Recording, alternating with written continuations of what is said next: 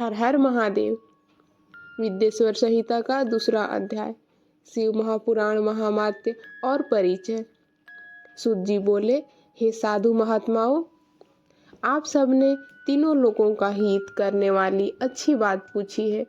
मैं गुरुदेव व्यास जी का स्मरण करके आप लोगों के स्नेहवश इस विषय का वर्णन करूंगा। आप लोग आदर पूर्वक सुनिए।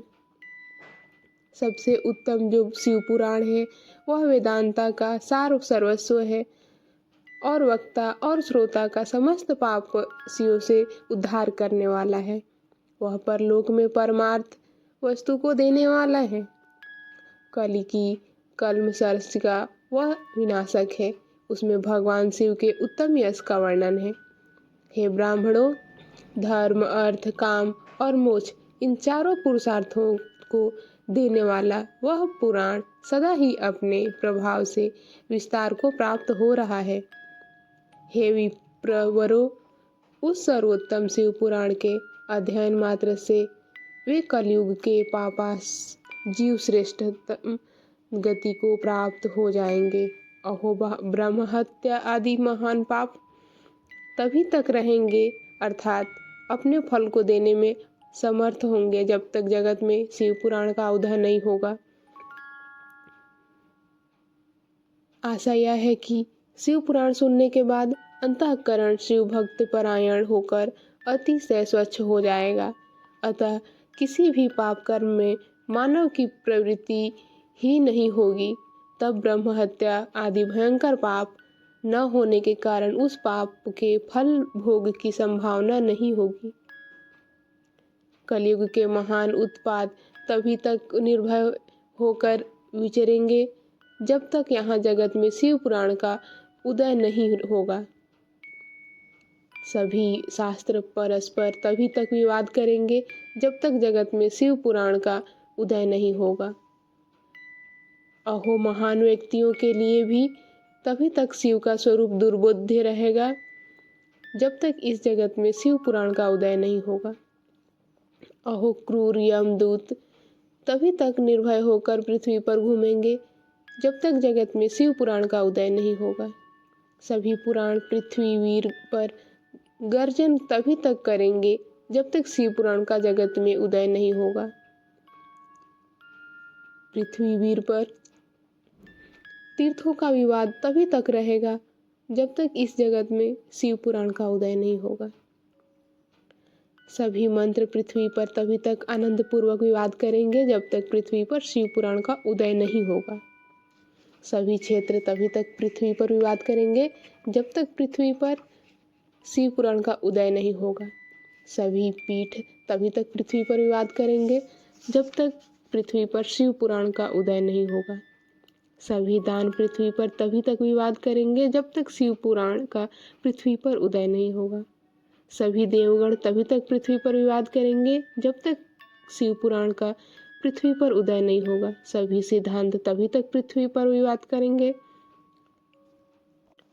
जब तक शिव पुराण का पृथ्वी पर उदय नहीं होगा। हे विप्रो, हे श्रेष्ठ मुनिगण, इस शिव पुराण के कीर्तन करने और सुनने से जो फल होते हैं उन फलों को मैं संपूर्ण रूप से नहीं कह सकता। हे निष्पाप मुनिगण, यथापि शिव पुराण का कुछ महात्म्य आप लोगों से कहता हूँ जो व्यास जी ने पहले मुझसे कहा था। आप लोग चित्त लगाकर ध्यान पूर्वक सुनिए। जो भक्ति पूर्वक इस शिव पुराण का एक श्लोक या आधा श्लोक भी पढ़ता है वह उसी क्षण पाप से छुटकारा पा लेता है। जो आलस्य रहित होकर प्रतिदिन भक्ति पूर्वक इस शिव पुराण का यथाशक्ति पाठ करता है वह जीवन मुक्त कहा जाता है। जो इस शिव पुराण की सदा पूजा करता है वह निसंदेह प्रतिदिन अश्वमेध यज्ञ का फल प्राप्त करता है। जो व्यक्ति साधारण पद की प्राप्ति की इच्छा से इस शिव पुराण को मुझसे या अन्य किसी से सुनता है वह भी पाप को मुक्त हो जाता है। जो इस शिव पुराण को समीप से प्रणाम करता है वह सभी देवों की पूजा का फल प्राप्त करता है, इसमें कोई शक नहीं है। जो इस शिव पुराण को स्वयं लिखकर शिव भक्तों को दान करता है उसके पुण्य को पुण्य फल को सुने। शास्त्रों का अध्ययन करने और वेदों का पाठ करने से जो दुर्लभ फल प्राप्त होता है वह फल उसको प्राप्त होता है। जो चतुर्दशी तिथि के दिन उपवास करके इस शिव पुराण का शिव भक्तों के समाज में पाठ करता है वह श्रेष्ठ पुरुष, वह शक्ति शिव पुराण के प्रत्येक अक्षर की संख्या के अनुरूप गायत्री के पुरुष का फल प्राप्त करता है और इस लोक में सभी अभिष्ट सुखों को भोगकर अंत में मोक्ष प्राप्त करता है। जो चतुर्दशी की रात में उपवास कर पूर्वक जागकर शिव पुराण का पाठ करता है या इसे सुनता है उसका पुण्य फल मैं कहता हूँ कुरुक्षेत्र आदि सभी तीर्थों में पूर्ण सूर्य ग्रहण में अपनी शक्ति के अनुसार विप्रों को और मुख्य कथावाचक को धन देने से जो फल प्राप्त होता है वही फल उस व्यक्ति को प्राप्त होता है। यह सत्य है, इसमें कोई संदेह नहीं है। जो व्यक्ति शिव पुराण का दिन रात गान करता है, इंद्र आदि देवताओं की आज्ञा प्रतीक्षा करते रहते, इस शिव पुराण का पाठ करने वाला और सुनने वाला व्यक्ति जो जो श्रेष्ठ कर्म करता है वह कोटि गुना हो जाता है। जो अलग अलग तरह से ध्यान पूर्वक उसमें भी श्री रुद्र संहिता का पाठ करता है वह यदि ब्रह्मघाती भी हो तो 3 दिन में पवित्रात्मा हो जाता है। जो भैरव की मूर्ति के पास मौन धारण कर श्री रुद्र संहिता का प्रतिदिन 3 बार पाठ करता है वह भी कामनाओं को प्राप्त कर लेता है।